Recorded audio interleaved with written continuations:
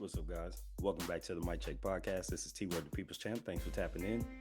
Today, we're going to be picking up our coverage of Errol Spence Jr. versus Terrence Crawford, set to take place on July 29th. But before we get into the video, don't forget to like, comment, and subscribe. We appreciate that feedback.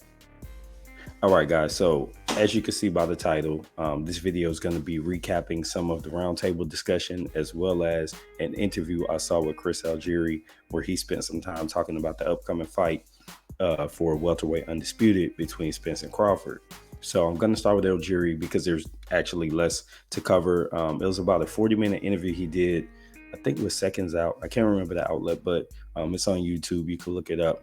And he spends maybe a total, maybe 10 minutes where he was kind of in and out on the topic. But he discussed what he thinks about Errol Spence, what he thinks about Terrence Crawford, and specifically who he could pick to win. He didn't make a pick, but he did.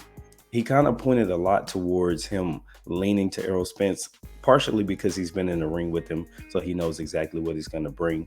And something that he was very specific about was it kind of made him realize he should have stayed at 140 and he had no business fighting at welterweight, because he said he came to the ring with Errol Spence, and during their press lead up, Spence told him, he was like, "You too small." And then they got in the ring and he was like, "Sheesh, this guy's really big." Pause.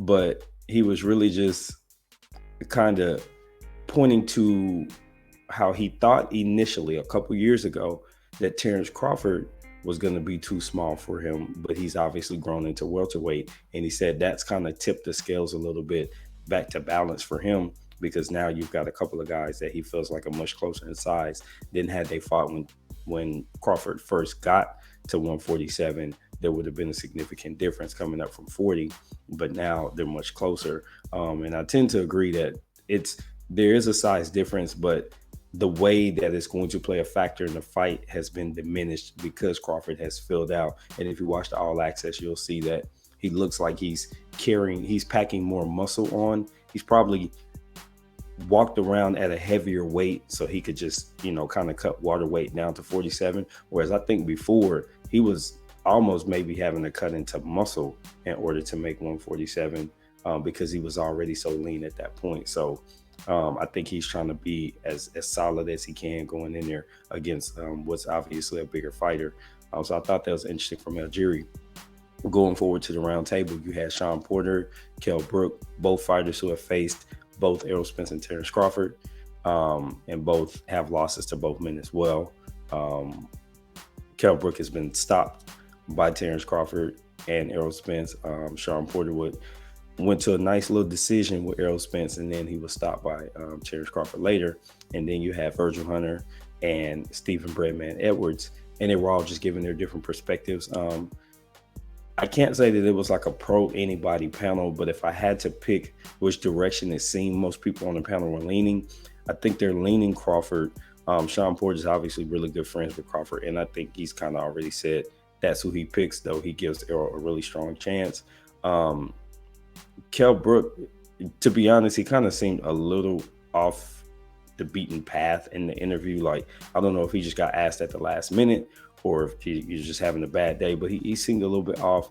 But he did express some different things about him going into the fight where part of his preparation just wasn't exactly there for either fighter. So I think that he was saying that to maybe disqualify some of his statements on what he thought of them skill wise, because he felt like he wasn't at his best. So he doesn't know what it's like to face them when they were getting the best of him from in the fight. You know what I mean? Like, hey, these guys never had to turn on all their tools because I wasn't as sharp as I could be. I think that's kind of what was portrayed in the interview or in the roundtable from him. So I can't really put context around the rest of what he was trying to say, because I felt like he was just really just saying that, like, I don't know what the better of these guys is. Now, I do know that there were some comments about Spence's intelligence seeming to be higher now that he's, since he's fought Sean. We've only seen him twice since then. Things like that. I think he's always shown IQ, but I think he has a heavy reliance on Derrick James, whereas Terrence Crawford makes changes on the fly in the ring during the round. I think Errol Spence lives through the round with whatever's going on and then goes to his corner and expect Derrick to have critiques. it seems to be a formula that works for them. It seems to be the most common formula where you don't see a lot of fighters do any offbeat stuff during the round. They sit down, they get a chance to consume what just happened, get some coaching, and then go back out there. Even sometimes you see this with Gervonta Davis and most of the fighters. I mean, Terrence Crawford is a special breed, a different type of person. Credit to his ring IQ, but I don't use that necessarily separate the ring IQ. Somebody want to take their time. Some people like to take their time and make adjustments in the round after the round is over, whereas he kind of wants to adjust right there in the moment. I think that can be a good and bad thing. I think the other version can be a good and bad thing as well.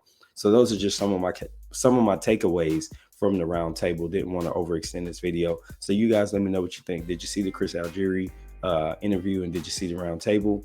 And what do you think about the comments that were made?